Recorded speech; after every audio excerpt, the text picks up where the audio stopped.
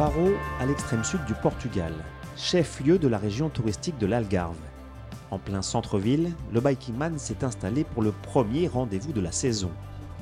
84 ultracyclistes font contrôler leur matériel avant le grand départ.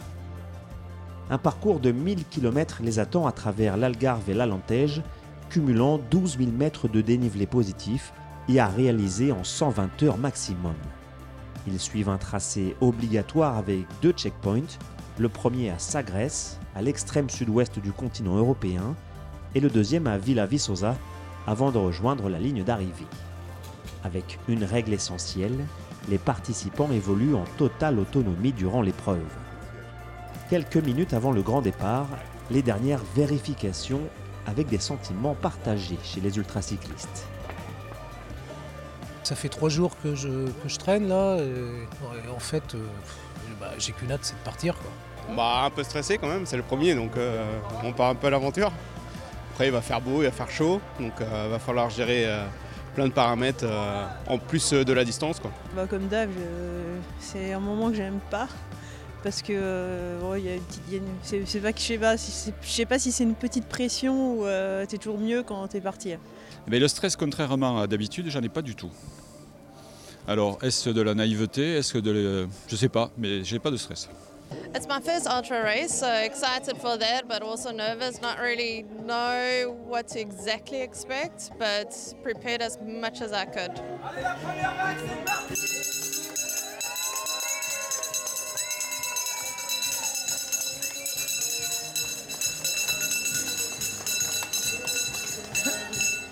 « 5 heures du matin, la course est lancée, direction le checkpoint 1 à Sagres. Comme souvent dès les premiers kilomètres, plusieurs ultracyclistes imposent une cadence infernale, plus de 28 km/h de moyenne pour Jean Guérin, parti en tête. La chaleur commence à arriver, c'est ça, on essaie de bien gérer.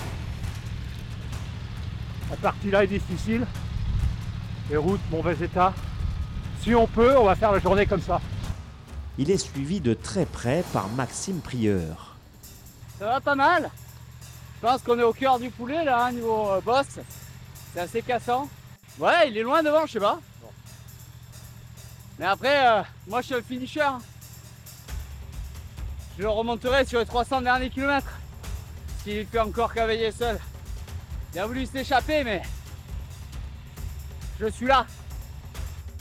À peine quelques kilomètres derrière, un groupe de favoris les prend en chasse, composé notamment de Lauriane Placet, Rémi Borion, Benoît Merchez ou encore Sébastien Bouchet.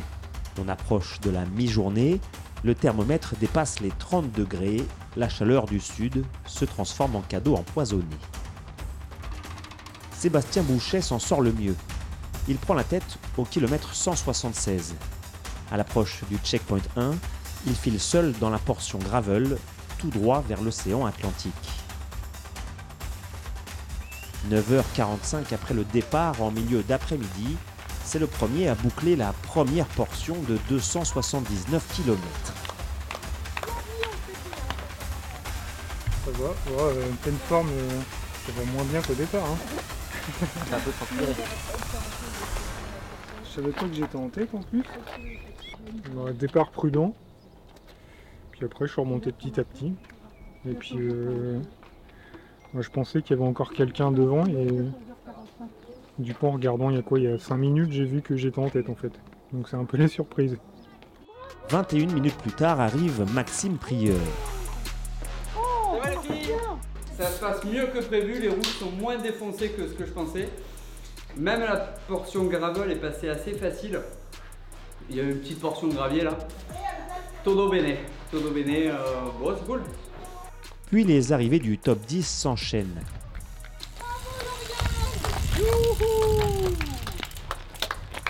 J'ai géré, j'ai pas d'autres mots. C'est la première fois que j'arrive aussi fraîche à 200 bornes.